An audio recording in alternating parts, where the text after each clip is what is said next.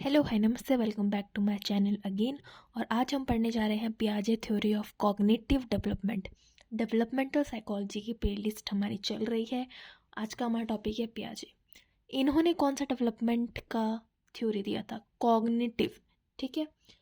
सो Jean पियाजे was an eminent Swiss psychologist. He gave universal stages of cognitive development. ठीक है। इन्होंने कहा था कि जो इंसान है, ठीक है, जो देखिए डेवलपमेंट क्या होता है, from the very first moment of conception to the death. जब से हम पैदा होते हैं और जब हम ख़त्म होते हैं, ठीक है, हमारी डेथ होती है, बर्थ टू डेथ। हम कुछ life is a series of several stages. जैसे फ्रॉइड ने दिया था 5 स्टेजेस, ठीक है, साइकोसेक्सुअल। वैसे ही साइको सोशल के 8 स्टेजेस दिए थे किसने, एरिक्सन ने। वैसे इन्होंने कहा था कि यूनिवर्सल है कि इन्होंने 4 स्टेजेस दिए। ठीक है, इन्होंने बोला कि यही 4 स्टेजेस से हर इंसान गुजरता है। सो इन्होंने कौन से दिए थे? According to cognitive developmental theory, children actively construct knowledge as they manipulate और एक्सप्लोर द वर्ल्ड। इन्होंने कहा था कि ऐसा नहीं है कि जो बच्चे हैं वो कैसे सीखते हैं, वो कैसे नॉलेज गेन करते हैं, इंटरनली नहीं, ठीक है, एक्सटर्नली। मतलब वो एक्सटर्नली जो उनके सराउंडिंग्स, उनके वर्ल्ड को चेंज करके मैनिपुलेट करते हैं, ठीक है, एल्टर करके एंड एक्सप्लोर करके वो नॉलेज खुद ही बना सकते हैं। ठीक है, खुद ही अपनी नॉलेज बढ़ा सकते हैं। Central to this theory, this is an biological aspect of concept of adaptation. अच्छा, अडेप्टेशन हो गया, इक्विलिब्रियम, एसिमिलेशन, ठीक है, अकोमोडेशन, ये सारे इसके कुछ की कॉन्सेप्ट हैं इस थ्योरी के, वो आगे चल के डिस्कस करेंगे। ठीक है।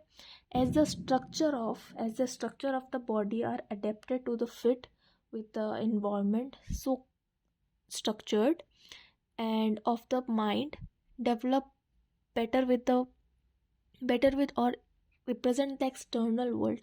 According to Jean Piaget, children eventually revise the incorrect ideas in their ongoing efforts to achieve an equilibrium. ठीक है, ये क्या करते हैं? ठीक है, उन्होंने क्या बोला कि चिल्ड्रन इवेंचुअली वो रिवाइज करते रहते हैं, जो भी उनके पास करेक्ट इनकरेक्ट जो भी आइडियाज़ है वो एफर्ट करते रहते हैं, ताकि जो उनकी नॉलेज है और जो भी एक्सटर्नल नॉलेज है या जो भी वो उनका इंटरनल स्ट्रक्चर है, ठीक है, और जो भी वो इन्वायरमेंट में, ठीक है, सोसाइटी में, जो वर्ल्ड में वो एक्सप्लोर कर रहे हैं, उनके बीच में वो कुछ एफर्ट करते रहते हैं अपना, ठीक है, आइडियाज़ लगाते रहते हैं, ताकि वो एक स्टेज ऑफ बैलेंस में आ सकें। ठीक है, एक इक्विलिब्रिएशन, ठीक है, इक्विलिब्रियम स्टैब्लिश कर सकें, और balance between internal structures and the information they encounter in their everyday world. In Jean Piaget's theory, as the brain develops and children experiences expand, they move through 4 broad stages. कौन से 4 stages दिए थे? Sensory motor, ठीक है, birth से 2 साल के बीच में, pre operational 2 to 7 years, concrete operational 7 to 11 years, and the last formal operational, ठीक है, जो प्यूबर्टी वाली स्टेज आ गई आगे, ठीक है, 11 years और 12 years एंड अबव। फिर है प्रोसेस ऑफ एडेप्टेशन। ये कुछ इनके कुछ की कॉन्सेप्ट्स हैं, वो देख लेते हैं, उसके बाद थ्योरी पे आएंगे। ठीक है, सो उसके बाद स्टेजेस पे आएंगे। Piaget argued that the cognitive and intellectual development happens through a process of adaptation. जो हमारा cognitive और intellectual, हमारा सोचने समझने का, जो ज्ञान प्राप्त करने का जो भी स्टेज होता है, ठीक है, ये कैसे हैपन होता है, कैसे होता है ये? Through the process of adaptation. हम चीज़ों को अडेप्ट करते हैं ना, by adjusting to the world. इन्होंने कहा कि that is the children learn to adjust, learn by adjusting to the world, they do this through assimilation.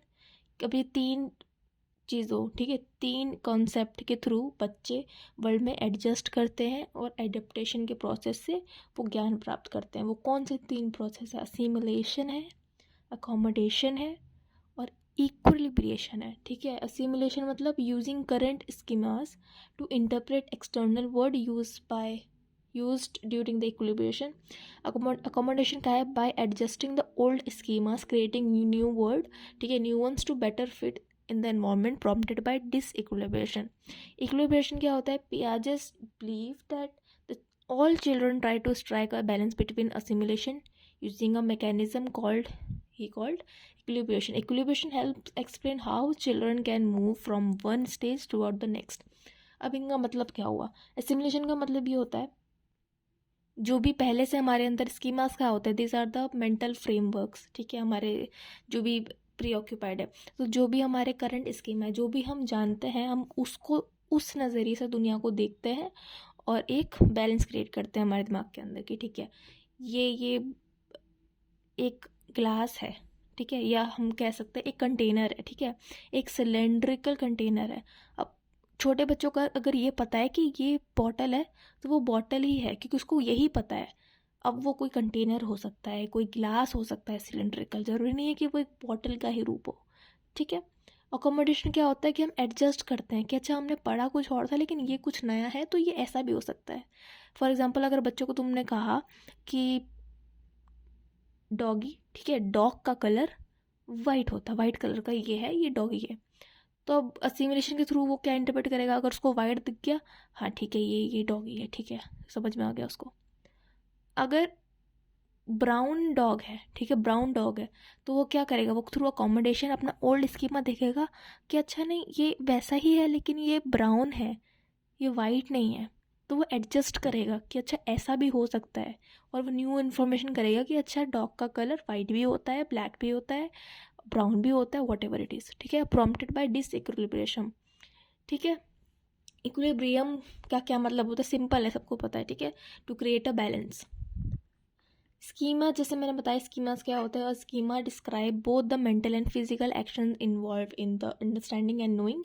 Schemas are the categories of knowledge that help us to interpret and understand the world.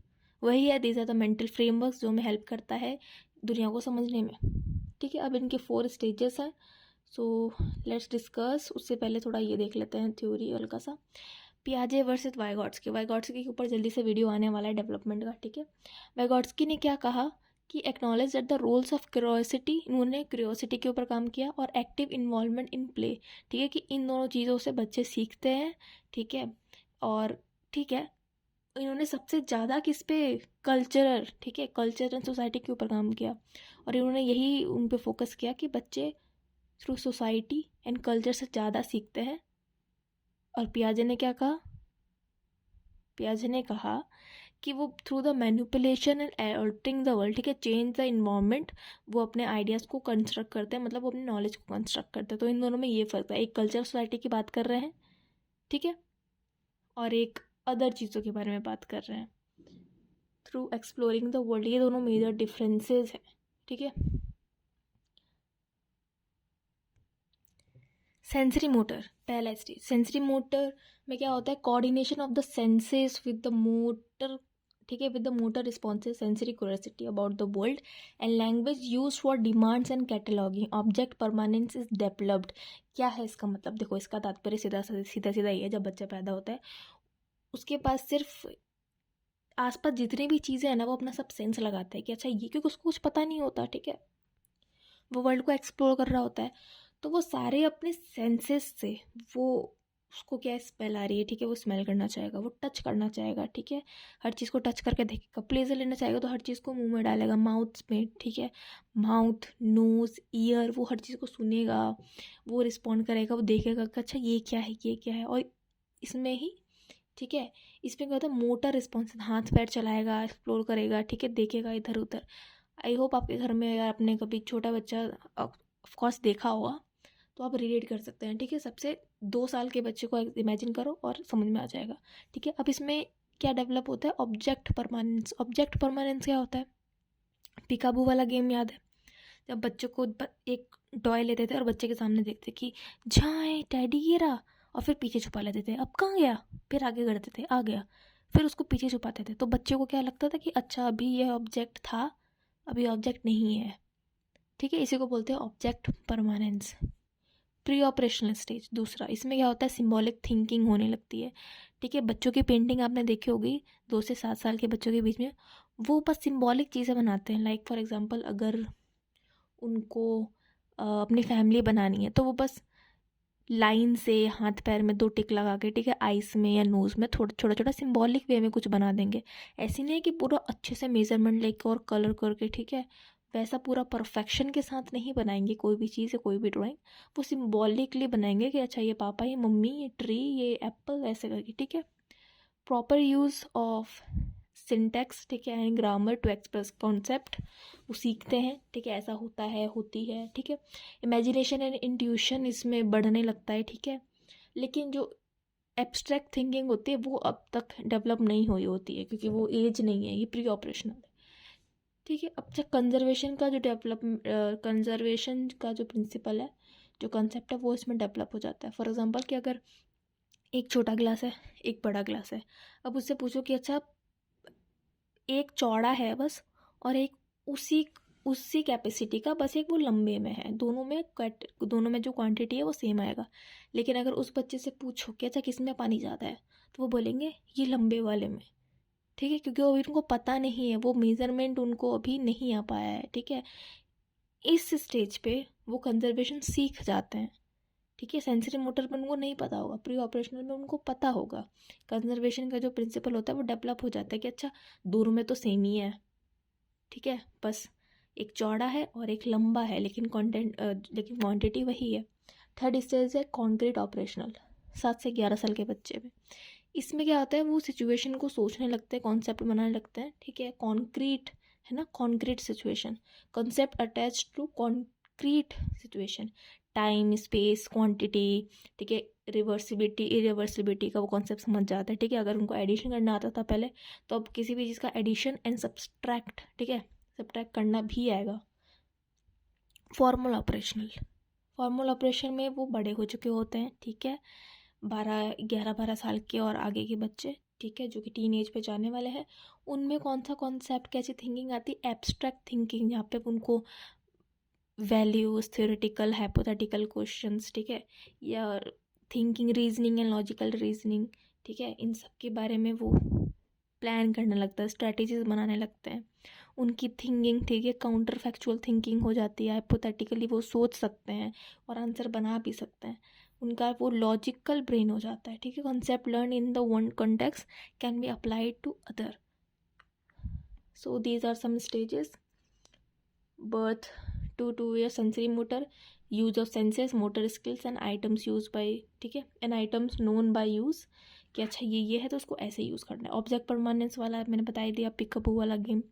2 से 6 साल में pre operation में क्या था, symbolic thinking आ गई थी। Ego सेंट्रिसिज्म thinking क्या होती है, ईगो सेंट्रिक थिंकिंग ये होती है कि अच्छा अगर मेरे टीचर या मेरी मम्मी ने बोला है कि ये पेन है, तो ये पेन ही है, ऐसे दिखने वाला ऑब्जेक्ट पेन ही है, मैं बोल रही हूँ ना क्योंकि मेरी मम्मी या टीचर ने बोला है कि ये पेन ही है। अब वो पेंसिल भी हो सकता है, वो कलर भी हो सकता है, बस दिखने में सिमिलर, तो उसको लगता है कि नहीं ये पेन है, तो वो हर चीज़ को, हर वैसी पतली चीज़ को वो पेन ही बोलेगी, वो स्ट्रॉ का भी पेन ही बोलेगी, ठीक है। इमेजिनेशन, ठीक है, चाइल्ड डिसेंट्रिज्म हो जाता है।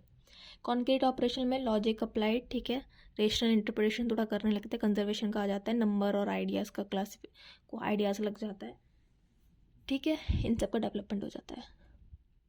12 साल एंड एडल्टहुड में फॉर्मल ऑपरेशनल स्टेज से वो गुजरते हैं, जिसमें वो एब्स्ट्रैक्टली सोचने लगते हैं, एथिक्स, मॉरल, ठीक है, वैल्यूज़ के बारे में सोचते हैं, और justice comes into the frame, ethics comes into the frame, social morals, values, issues, ठीक है, एक्सप्लोर करने लगता है। हाइपोथेटिकल वो थिंकिंग करते हैं, हाइपोथेटिकल वो सिचुएशन में सोच के क्वेश्चन आंसर बना सकते हैं, वो इतने डेवलप उनका ब्रेन हो चुका होता है। So that is all about this session. I hope आपको समझ में आ रहा है, आपको हेल्प कर रहे हैं मेरे videos. So please do like, comment, share and subscribe. Notes के लिए टेलीग्राम का जो ग्रुप का लिंक है वो कमेंट में पिन्ड है, आप जाके ज्वाइन कर सकते हैं, और एक बार डिस्क्रिप्शन चेक कर लीजिए, आपके लिए बहुत अच्छे वीडियोज़, इन्फॉर्मेशनल वीडियो बनाए हैं। So thank you so much for watching, bye.